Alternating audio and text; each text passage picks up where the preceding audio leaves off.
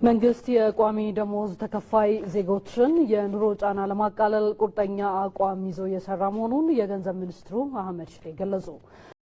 መንግስት በከፍተኛ ደረጃ ዘመናዊ ኢኮኖሚ ለመገንባት ፕሮዳክቲቭ ኢኮኖሚ ለመገንባት የኢኮኖሚ ስኬቶችን ከማረጋገጥ ጎን ለጎን የህብረተሰብ ተጠቃሚነትን ኢንሹር ማድረግ ላይ ከፍተኛ ትኩረት አድርጎ ሲሰራ የነበረ ነው። መንግስት አሁንም አሰስ በማድረግ በተወሰነ ደረጃ ቢሆን አሁንም ጫና ስላለ ከዚህ በላይ የሚገባቸው ስለሆነ ምንም እንኳን የበጀት ጫናው ከፍተኛ ቢሆንም በመንግስት ደረጃ ውይይት ተደርጎበት ይሄው ውሳኔ ተወስኗል ማለት ነው። ለጠቅላይ ሚኒስትር ጽህፈት ቤት የተላከ ነው የተባለው በአማርኛ ቋንቋ የተጻፈው ደብዳቤ በቅርቡ ትግበራው የተጀመረውን የሀገራችን የተሟላ የኢኮኖሚ ማሻሻያ ፕሮግራም ተከትሎ የመንግስት ሰራተኞች በተለይም ዝቅተኛ የደሞዝ ተከፋይ ሰራተኞች በኑሮ ውድነት እንዳይጎዱና ሊደርስ የሚችለውን የኑሮ ጫና በመጠኑም ቢሆን ለመቋቋም እንዲችሉ ከመንግስት በተሰጠ አቅጣጫ መሰረት የሰራተኞች የኑሮ ውድነት ጫና መደጎሚያ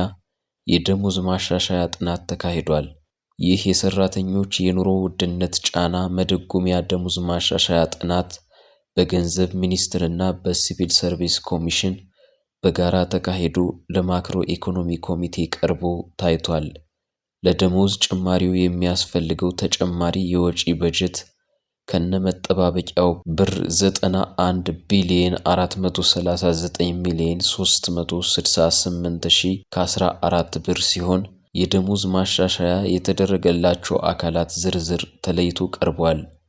የደሞዝ ጭማሪው ከመስከረም 1 ቀን 2019 ዓ.ም ጀምሮ ተግባራዊ እንዲደረግ ለውሳኔ የቀረበ ሲሆን ዝርዝር ትግበራውን የገንዘብ ሚኒስቴርና የሲቪል ሰርቪስ ኮሚሽን በጋራ የሚያስፈጽሙት ይሆናል። ስለዚህ በሁለቱ መስሪያ ቤቶች ተጠንቶና ተደግፎ የቀረበውና በማክሮ ኢኮኖሚ ኮሚቴ የታየው የደሞዝ ጭማሪ በሚኒስትሮች ምክር ቤት እንዲጸድቅ ቀርቧል ይላል።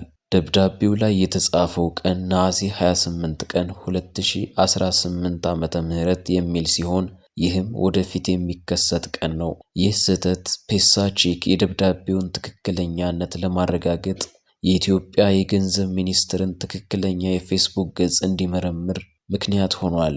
ፔሳቼክ ሚኒስቴር መስሪያ ቤቱ በመጣራት ላይ ያለው ደብዳቤ ሐሰተኛ መሆኑን የገለጸበትን ልጥፍ አግኝቷል። የኢትዮጵያ የገንዘብ ሚኒስቴር ልጥፍ ይህ ከገንዘብ ሚኒስቴር እንደወጣ ተደርጎ በማህበራዊ ሚዲያ የሚዘዋወረው ደብዳቤ ሐሰተኛ መረጃ ነው። የገንዘብ ሚኒስቴር ስራዎችን ለመከታተል ይህን በሜታ ኩባንያ የተረጋገጠ ገጽና ታማኝነት ያላቸውን መገናኛ ብዙሃን ብቻ እንከተል። ሁሌም ቢሆን መረጃዎችን ከትክክለኛ ምንጮች ብቻ እንከታተል ይላል።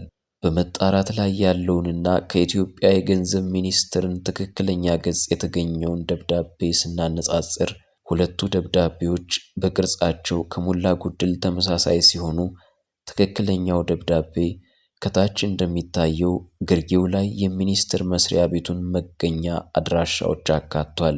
ፔሳቼክ የመንግስት ሰራተኞችን የደሞዝ ጭማሪ የተመለከተና ከኢትዮጵያ የገንዘብ ሚኒስቴር የተገኘ ደብዳቤ ነው በሚል ፌስቡክ ላይ የተጋራውን ልጥፍ መርምሮ ሐሰተኛ መሆኑን አረጋግጧል።